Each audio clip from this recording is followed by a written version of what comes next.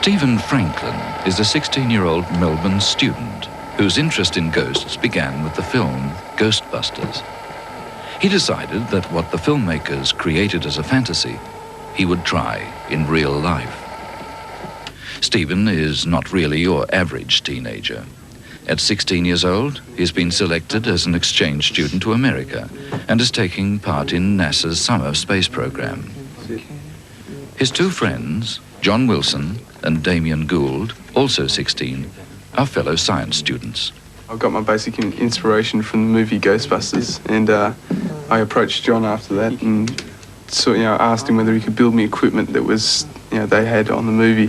First of all, I thought he was nuts, but then I became interested after he told me what he wanted to do, so I had a go of it, and we kind of had several attempts and built our way up. This here's the transmitter, and it's just like your ordinary FM radio and transmitter, except it works on a much more obscure frequency. And this is our receiver.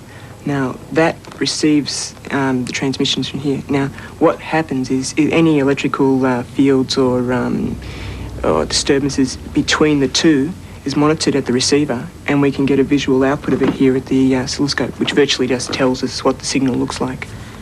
So put simply, it's a ghost detector? Yeah, or we hope it is. The trio advertised themselves as ready and willing to remove troublesome ghosts from haunted premises. And to their surprise, a woman offered them $500 to rid her restaurant of a poltergeist. They refused the money, but took up the offer and spent a nervous night in the Black Rose restaurant, which is housed in a Victorian terrace in the Melbourne suburb of St Kilda. What did you find? We're not too sure. Overall, well, we think there's possibly something there. What makes you think that? Just the readings we picked up with our equipment. When we returned to the Black Rose restaurant, it was closed down. The woman who asked Stephen and his friends to get rid of the poltergeist had fled the business, leaving no forwarding address. The previous owners said they had no problems with ghosts when running the Black Rose. But when we tracked down the owners before them, it was a different story. Ernst Patzold operated the restaurant in 1978. My concern was one night we were sitting in the Black Rose restaurant, an alcove area. We were sitting there, and we heard sort of somebody walk down the stairs, because it was old wooden stairs. And I got up and I looked, and there was nothing there. And so that was pretty spooky in a way. Did you see anything else happen there? Yes, one day I was sitting as well in the same area, and I heard something falling outside, and I got up and I looked in the restaurant, and there was actually a sugar bowl, which the waitress claimed she must have put in the center, but I don't know if I have to believe her, but it was all sprayed all over the floor. What was the most dramatic thing that happened? Well, the dramatic thing actually happened to my partner Brian when he was doing the book upstairs in the office,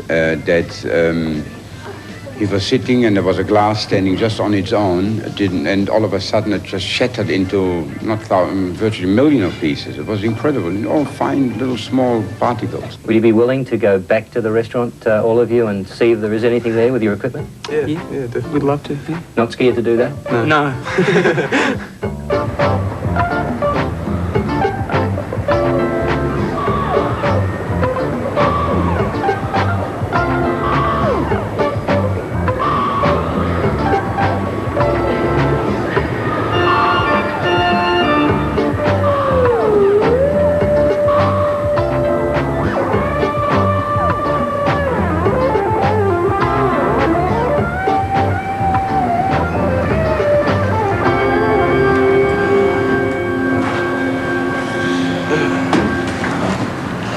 Messy.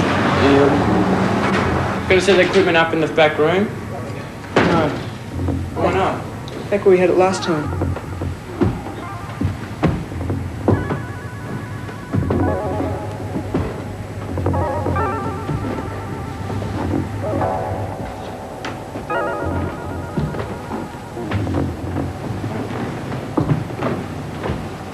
For 12 weary hours, the boys monitored the deserted restaurant.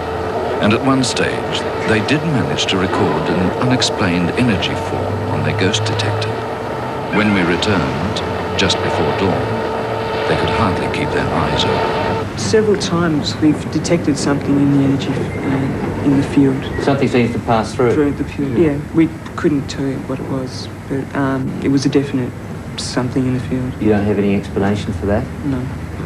Anything apart from that? Yes, while we were downstairs, on several occasions we heard footsteps above, and we've been talking to some other people, and it seems that it's a frequent occurrence, so that's something which could be investigated.